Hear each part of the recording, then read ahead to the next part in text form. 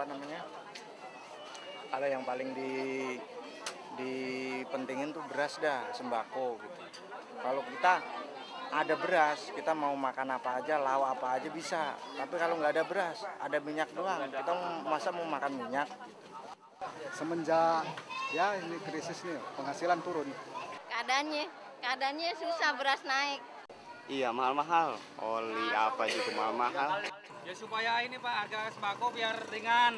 Sembako itu agak inilah, soalnya ini harga minyak aja udah begitu melambung, susah. Pendidikan kita kan gratis nih Pak, tapi kenapa di sekolah-sekolah tuh buku-buku masih pada bayar?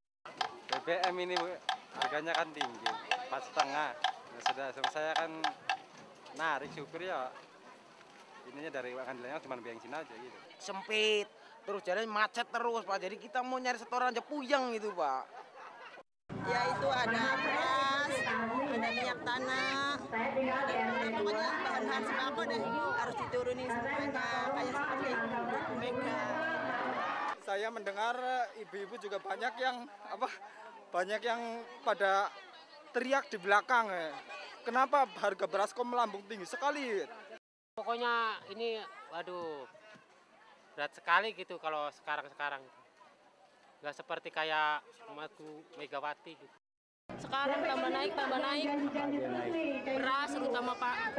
Minyak tanah, BBM semuanya bensin. Jadi orang-orang kita yang nggak mampunya tuh Pak buru-buru buat beli beras.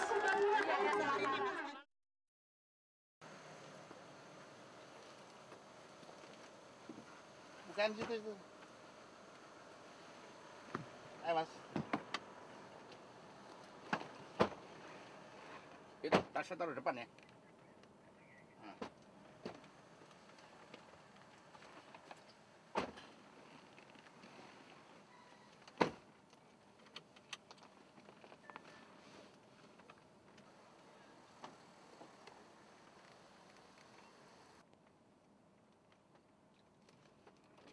Wan.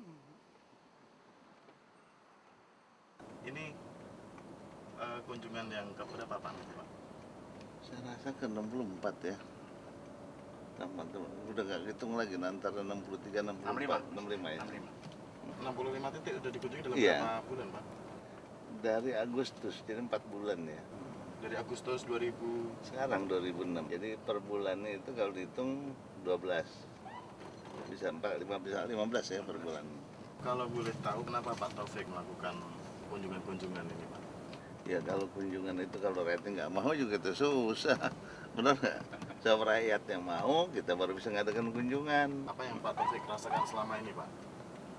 Saya selama 65 titik itu saya baru pernah mengalami selama saya berpolitik 43 tahun, rakyat bisa ngasih tahu pemerintah sekarang lebih jelek di depan Muspika, di depan Kacamat, depan Koramil, depan Kapolsek, depan itu berani mereka.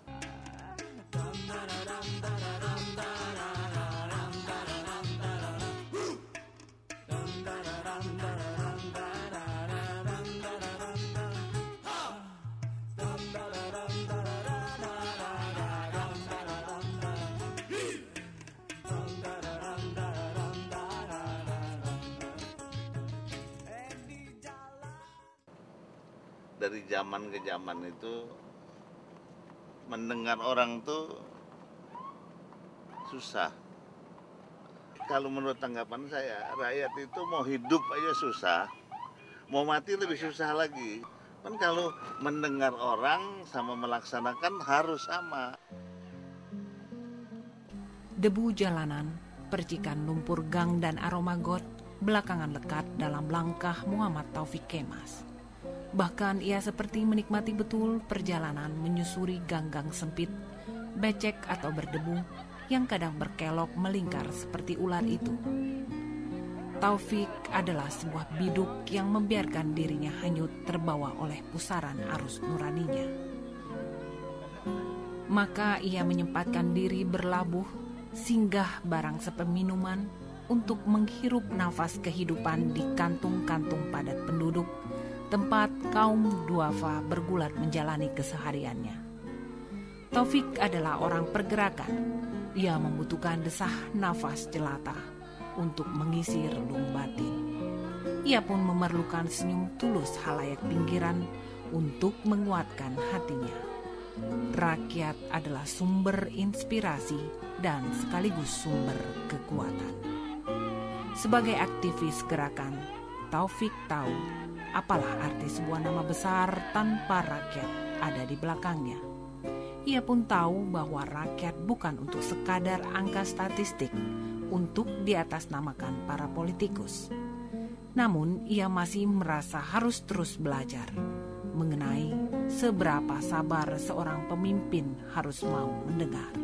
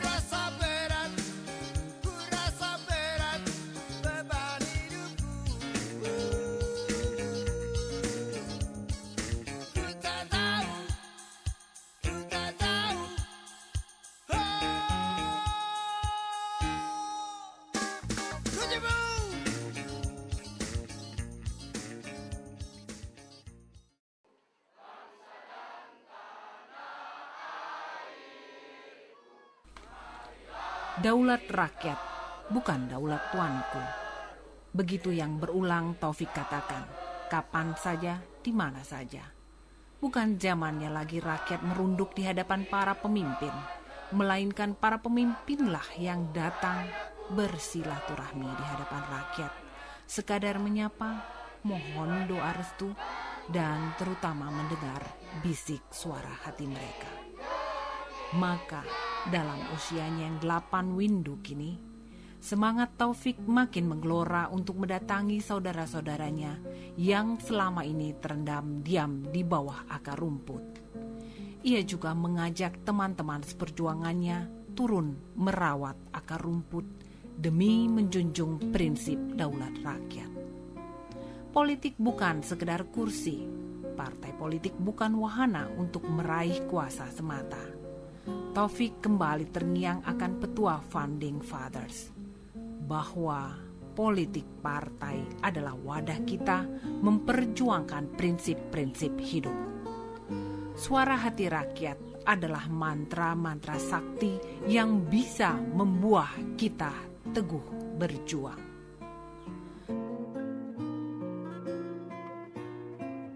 Urusan rakyat adalah urusan besar.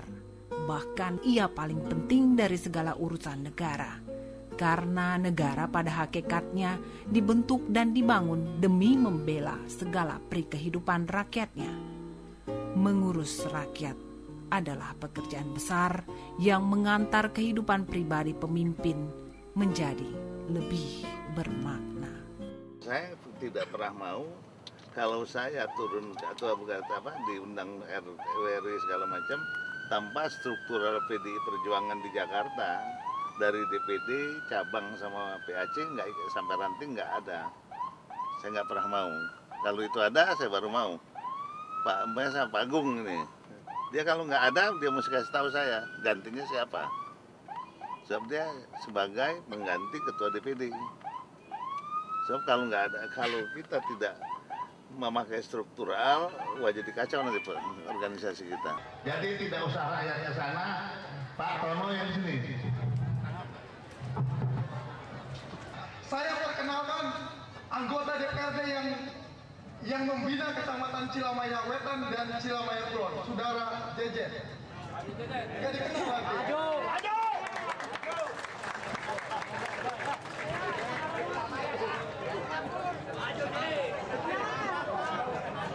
Dipilih bekerja. Kenal nggak sama wakil ibu-ibu? Payah juga. Mesti marah nggak kenal, payah juga Pak Jejen. Pakaian keren-keren ini nggak urus rakyat ya Bu ya. Kadang-kadang kita juga nggak pede untuk meraih rakyat kembali. Tapi kan kita harus jalankan apa kita minta maaf itu rakyat sudah menerima sebagai ketulusan atau belum.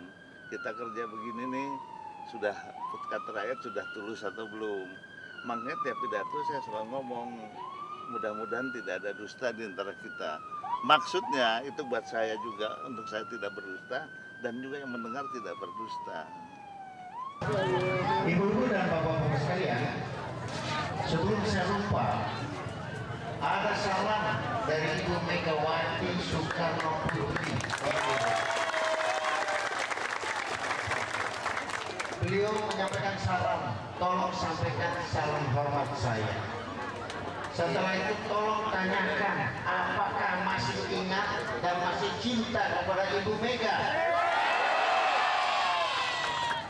Bapak Taufik Kemas adalah Dewan Pertimbangan Pusat Partai.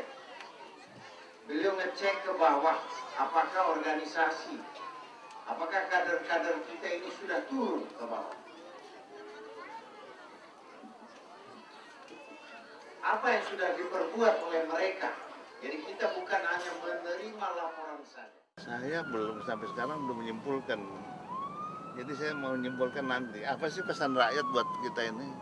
Bukan kita ngasih pesan merakyat. Jadi top down lagi. Top down nggak bakal selesai. Bahwa dari bawah diputuskan pemimpin, ya mau musyawarah mufakat itu. Tapi mesti dari bawah dulu, baru dari atas pemimpin ngasih tahu. Macam Mas Agung nih, dimusyawarahkan siapa yang masuk. Nanti kalau mau ditentukan itu yang atas, itu namanya musyawarah mufakat.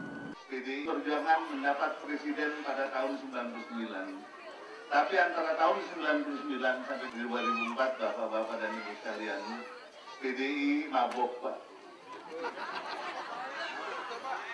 Mabok betul, Pak. Bukan mabok-mabokan ini, mabok betul. Lupa sama yang memilih, lupa kepada rakyat, tidak pernah mendengar rakyat. Inilah yang membuat kesalahan PDI. Makanya saya minta sekali lagi pada ibu-ibu dan bapak-bapaknya, jangan dihukum lagi pada tahun 2009. Mudah-mudahan kita tidak mabuk lagi, Pak. Itulah.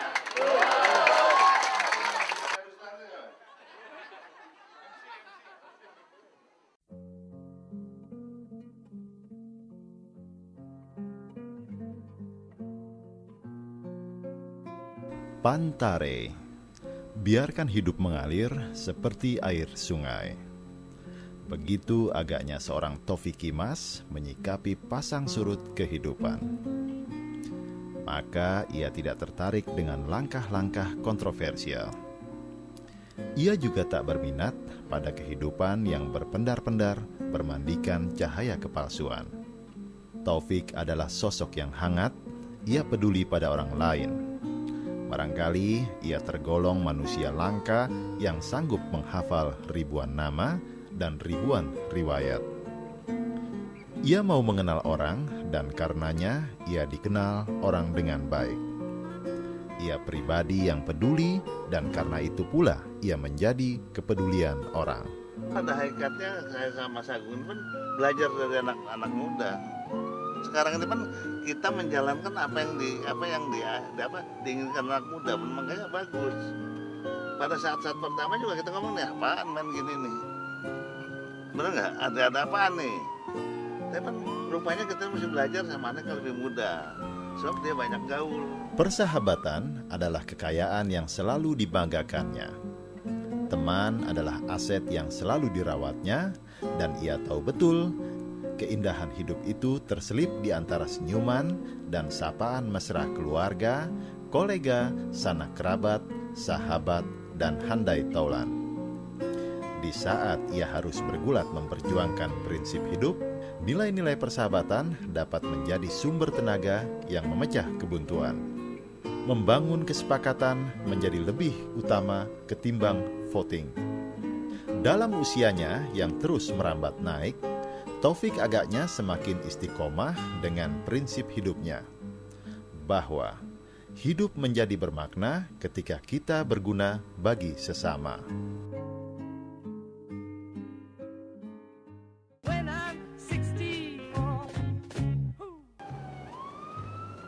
Taufik mungkin punya harapan dan keinginan apa Pak?